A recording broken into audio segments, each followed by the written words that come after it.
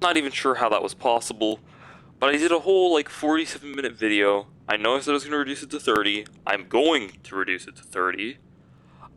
Because I literally watched the recording corrupt the second I finished my outro. I literally saw the thing disappear in front of me. I assume it's because my tablet doesn't have enough RAM for this, and so it just deletes the recording. Which has pissed me off to an amount, to like an immeasurable amount, and I honestly would rather just leave a giant cut in footage, because I made an extreme amount of progress. I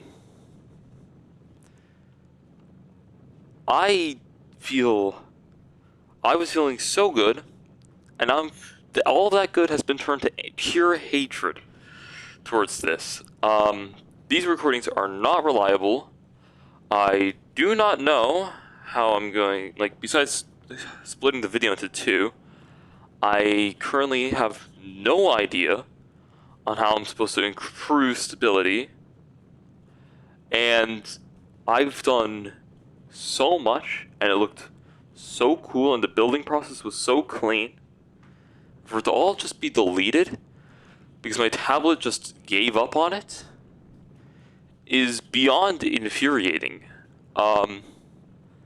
This is probably the last series you'll see me do on a tablet, at least in long form format, just because it is so infuriating. I should have cut it off at the 47-minute when I was done. I'm filled with a agonizing amount of regret, and I would like to not talk about it. But I have to, because otherwise there's going to be a large jump in the content. And that's not fair for you guys. It's not fair for me that I have to list the footage.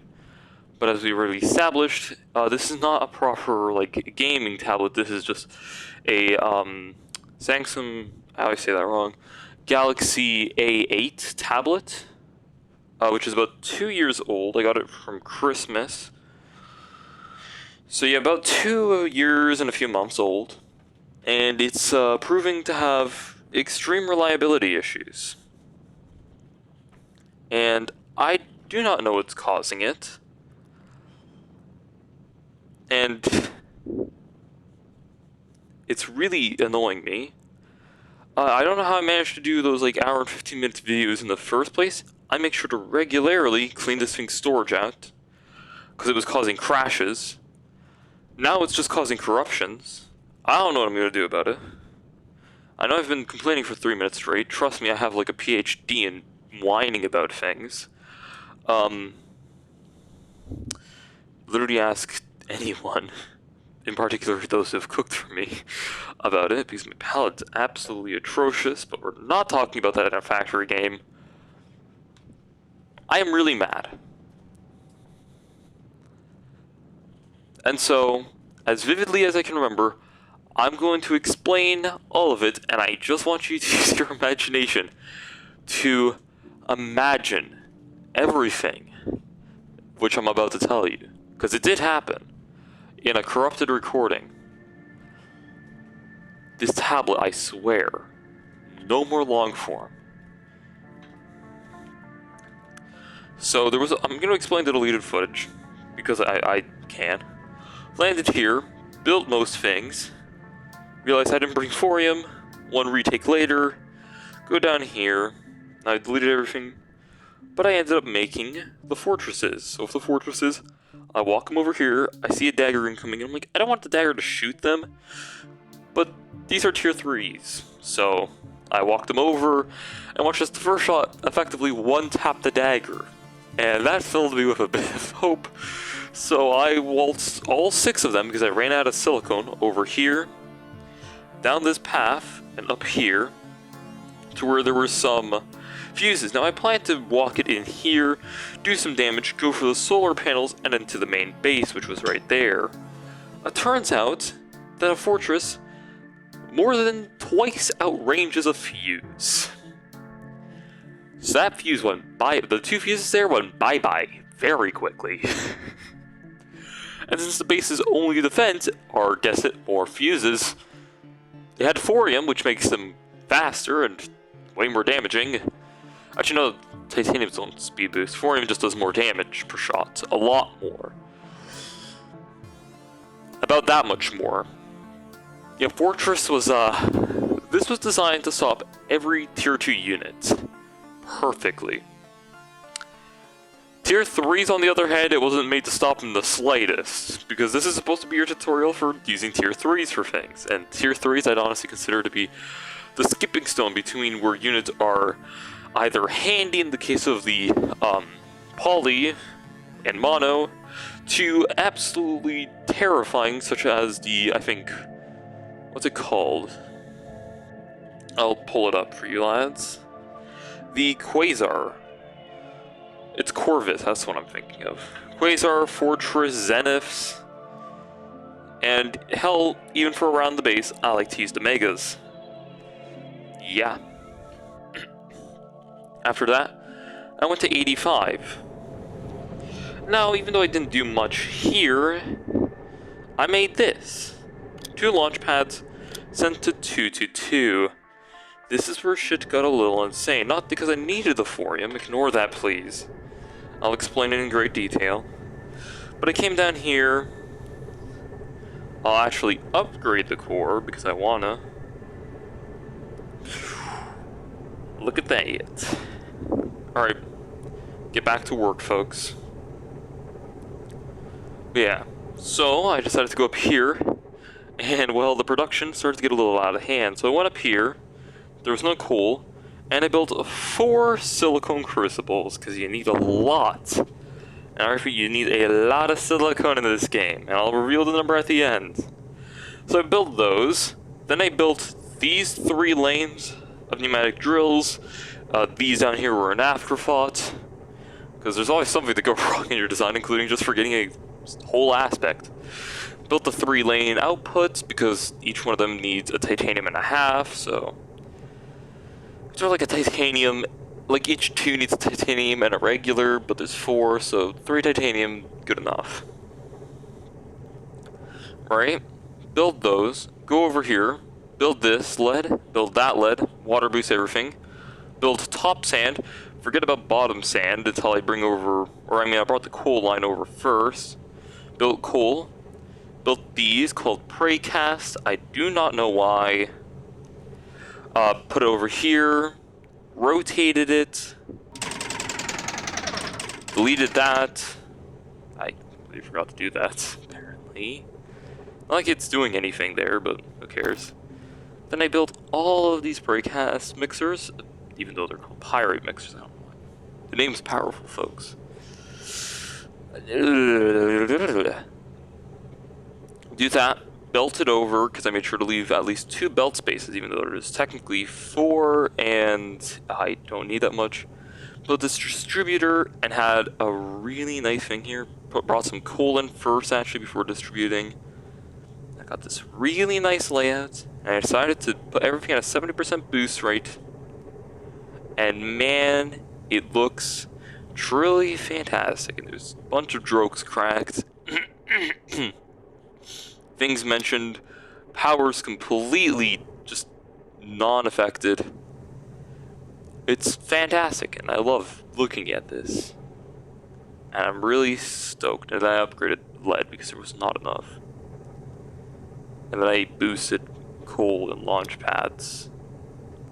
So now they have a shorter cooldown than they have a stocking, which is super rare for launch pads, mind you. And it was a great time. Unfortunately, the recording corrupted.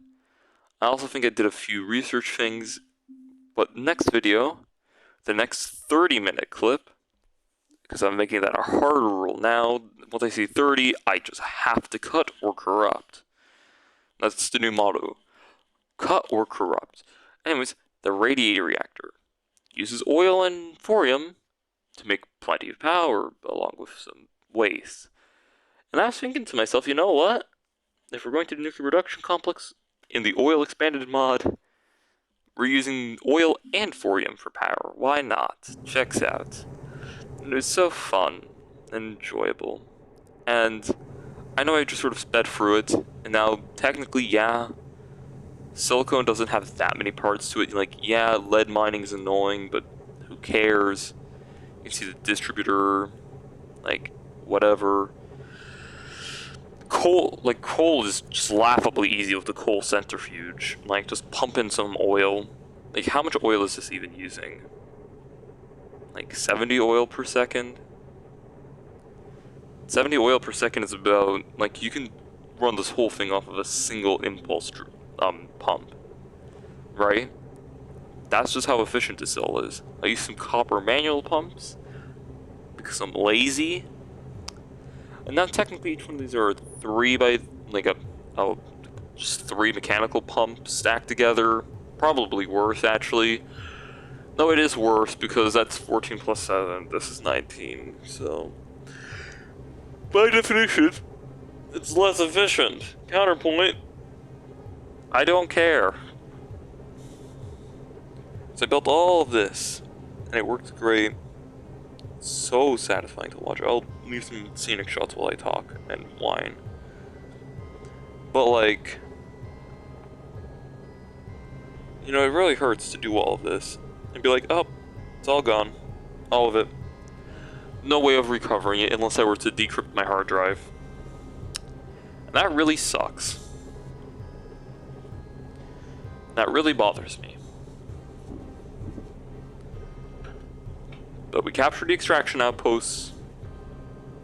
We sent over a little bit of thorium, like 200 per minute.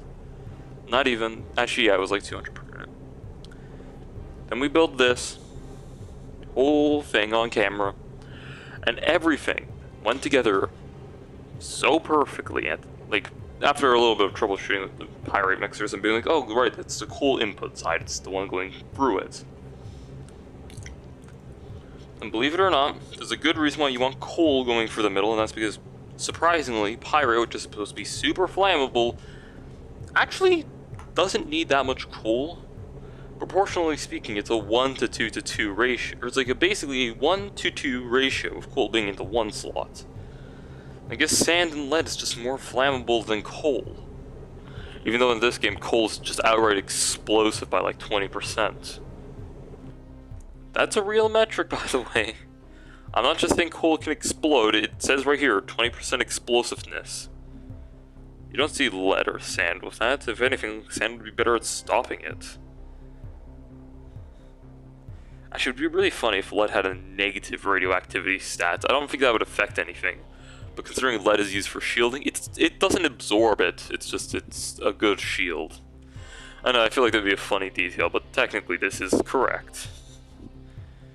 So why am I talking? Anyways, dense, inert, extensively used in batteries. Note, likely toxic to biological life forms. Not that there are many left here. I don't see the spore cultivators whining about it. I didn't know there was actually details about these. Copper, abundantly abundant metal on this planet. Structurally weak, unless reinforced. Okay. Glass. Medical glass. Wow. Nothing to comment on for some of these. Cool. Appears to be fossilized plant matter formed long before the seeding event. You sure it's not from oil? Scrap, leftover remains of old structures and units. From the Great Wars from long before, which I actually don't know about. The spores... Fun fact, they emit toxic gases. And you think my use of lead was bad? I am producing the spores too and burning them for toxic gas emissions. Oh no. I don't think any of these have funny dialogue. Nope. No, they don't. Do these? Negative 10 temperature. What is this supposed to be like? Negative 10 Kelvin? Because 0 Kelvin, I don't think you could go below 0 Kelvin. Because I'm pretty sure at 0 Kelvin, things just stop moving. Premise is funny, actually. Wait, I'm supposed to use this in a reactor. How is that even supposed to make sense? Reacting extreme cold? I guess it would be denser, but like... Huh? Temperature of 10. Cryofluid has it. Oh, it's 25. We have cryofluid, which is in cryogenic temperatures at 25. Then what's... I guess negative 10 really is below 0 Kelvin. Nice. And then slag's like 200, 100. Wow. Anyways, I'm gonna check the stats, put them on screen. 400 a minute, which I thought was only 200s. And then here, we're exporting, I used to say 2.2K, but hey, 1.9K is just barely a sufficient amount of silicone. I kid you not, you need so much of this stuff in this game. You need a lot of silicone to get things done. I'm not even joking. It's actually obnoxious at this point. Units take so much silicone because it's an additive thing, right? First you use 40, then you use 40, then you use 120, then you use 480, then you use like 1,000 silicone, and when you tally it all up, it's like 2,000 silicone per unit. It's like it gets damn expensive. Anyways, that's why we have launch pads. Because as we all know, with Launchpad, no care. And that's nice. And that brings me comfort. And just looking at this, even after losing the footage of building it, it's so simple and spread out, it brings me comfort. And I hope it doesn't take a genius to decrypt why having these very simple lines are so easy. And we're on a whole, tangent. Two tangents, really. One of them was about my phone and how I built a similar thing, and I might post the image of that. Believe me, it's pretty atrocious, actually. But essentially, it was just me of the one I built on my phone. It's, I put 1, 2, 3, 4, and then pyrite up here, because I saw there was lead. It was so hard to organize. It's so ineffective. I feel bad every time I look at it. But the nice thing is that with this new design, it's just so neat. And putting the sand on one side, even if this was an afterthought, ignore that. And then pyrite over this area, because I didn't use that area. I think I used it for exclusively lead production. Yeah, it was ugly. I used this for lead. And I didn't even need to use laser drills on the sand. I did say, you don't need, it's good to use laser drills when you can't branch out a huge amount, but again, in a desert map, there's not really a good use for laser drilling sand, because it's covering every tile, as long as there's no ore, because ores always take priority over sand. Huh. But yeah. It's nice, it's clean, it's efficient, and man, is this whole thing just so satisfying to watch, and I hope you feel that same way. And I also made a whole thing, and I know I have enough thing to cover, a whole thing about how once you get Launchpad, you've entered the second act of the game. Act 1 is pre-Launchpad, Act 2 is post-Launchpad, and that goes from start to end.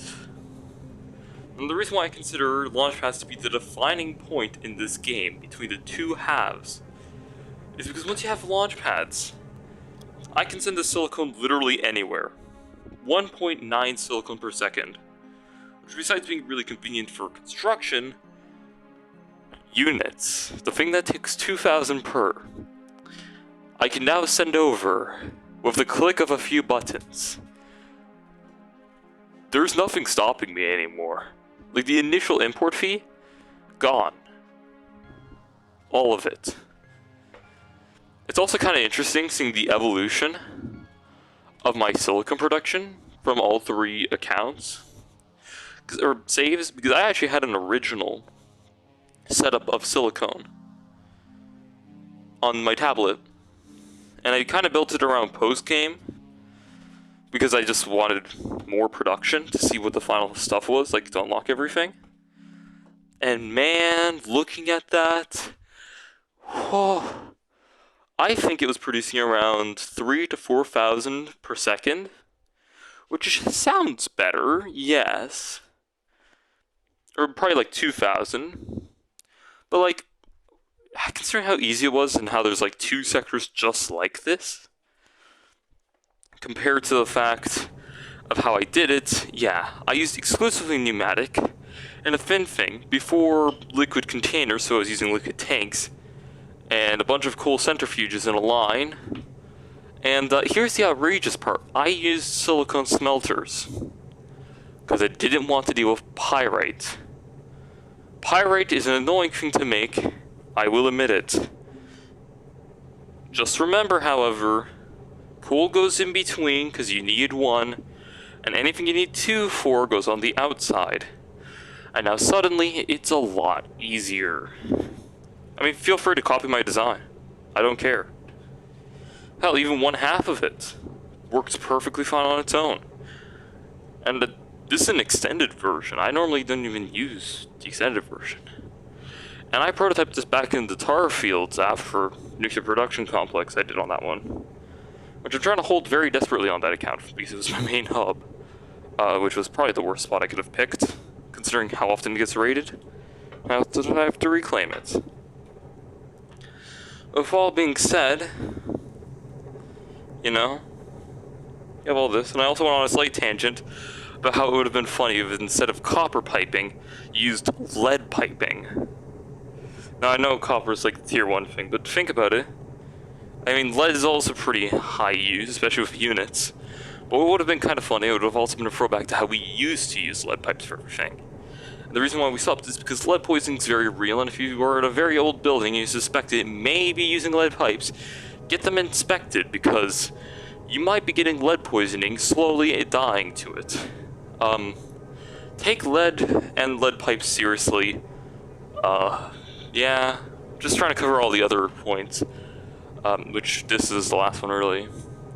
So yeah, if you suspect there's lead pipes or you have lead pipes, if you can't replace them, because I know piping infrastructure can be really expensive, just drink bottled water. It's not worth it.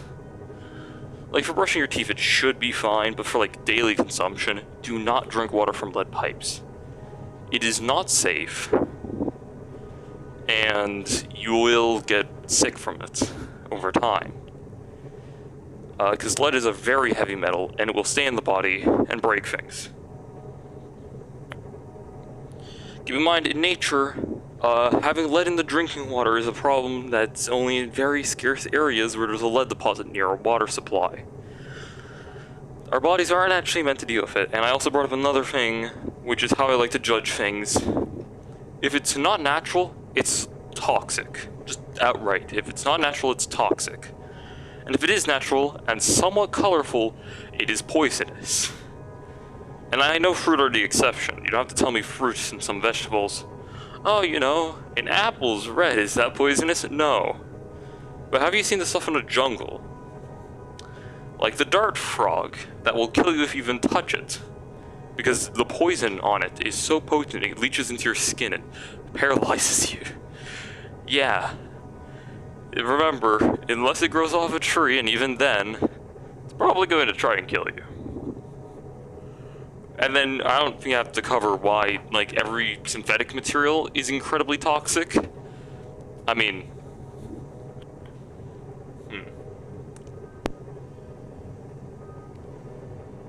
For example, asbestos, lead, right? Those things, extremely, extremely toxic and horrible for a human body.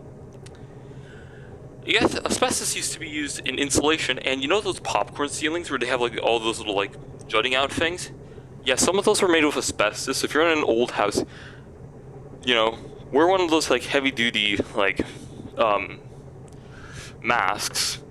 Or I'm not talking about like a gas mask, or like get a specialist to go over and get a sample taken from it, because that ceiling might have asbestos and it needs to be cleaned up soon. And with lead, we used it in piping, we used it in paints, we used it in fuel, which got into the air, and it has had a collective IQ drop due to the fact that lead, for some reason, really likes replacing certain fats in your brain tissue, causing your brain to slow down. Horrifying, really. I mean, as much as I love playing factory games and stuff, there's genuinely real-world consequences to this kind of production. Like, for example, the amount of air quality damage that this one area will do. it's gonna be hazy. Like, there's gonna be like a thick, like, smoke on ground level. You do not want this. And I actually advocate for nuclear power because it is, relatively speaking, one of the cleanest forms of power we have available to us, and the fuel is cheap and safe. I mean, those nuclear fuel caskets that they put nuclear waste into, they take missiles, and they get tossed, but they barely get scratched. I've seen them take a locomotive at like 300 kilometers per hour, like a diesel locomotive. The locomotive disappeared. The container was fine. Then they dumped kerosene, jet fuel, burnt it for 45 minutes, which is way above standard. Completely fine. Yeah. When it comes to nuclear fuel storage, or waste storage, we built that stuff to survive the end of the world, and then some. Which, I mean, considering how scared everyone is about nuclear technologies, I think we can all agree the harder it is to the harder it is to actually break it, the better it is. And I'm a huge advocate for nuclear power, and it's frankly a very good power source.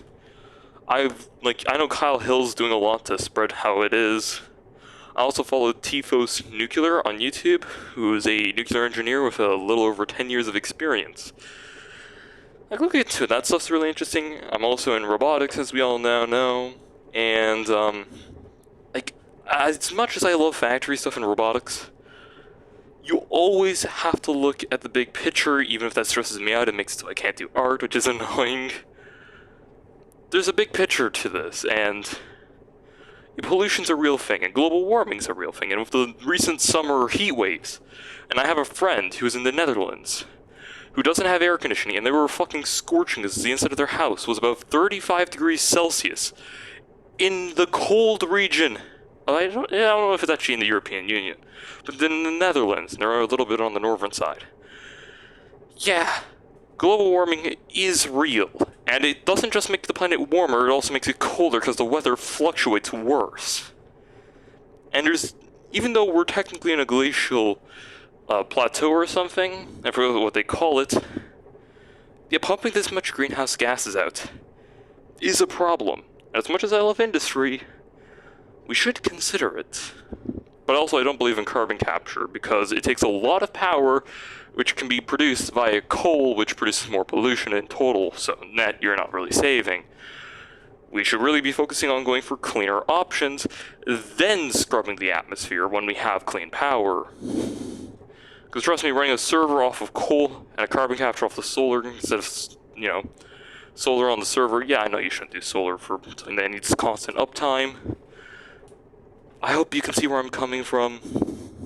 I don't know how this video about me building a giant silicone smelting factory that somehow turned into a PSA about global warming. But, don't neglect things in life. Like, they will creep back up on you. And, honestly, I think we can all say, if you're watching a video like this, that yeah, you have a bit of appreciation for factory games. Just, remember, there's always a consequence, and no matter how good your intentions are, or how good you say you are, the road to hell is paved with good intentions. Now, I know most politicians didn't set out with good intentions. I know not many of them do. Again, not many of them can keep it, especially when all of your sponsorship money comes from oil and gas companies. Oh look, we've covered that already. And I get it. Running a country is not exactly the cheapest and most convenient thing for a person to do, and I get that. And I'm sure if you went to any guy, they would just be like, hey, free cheeseburgers for everyone. It's like, yeah, how are we going to pay for that? And there's a whole bunch of logistical problems, and it's like, oh, this is a lot of work. At the same time, I'm sure if you're watching this, you're probably smart enough to make good choices. Because I know this content appeals to a very small audience. And I know that this content has a very smart audience, too. Because you're not watching, or maybe you are on the side, but you still like watching proper stuff. You don't just like watching that mindless TikTok slop, as they call it now. I heard brain rot. I'll just say, like, just sell out content, really. Because that's what it is. You're selling out your dignity to make a quick few $1,000, because, geez, man, they get paid a lot. Even though I'm pretty sure it's not possible to make money from TikTok here in Canada, I think there's a law against it. Sorry, but Canada's not a great country anymore. Its economy has been steadily declining since like 2010, 2012. So, you know. But hey, I'm gonna leave it here. I think I've covered more points, while still showing off many good factories. So I'd say even though I lost this video, it is fine. Now it's going to upload late because it's already past the upload time. But if my footage didn't delete itself, I wouldn't have had the global warming PSA in my factory video in a video game. That's bloody ridiculous. And hey, look, it's 30 minutes. No need to thank me. I made up for it. Goddamn.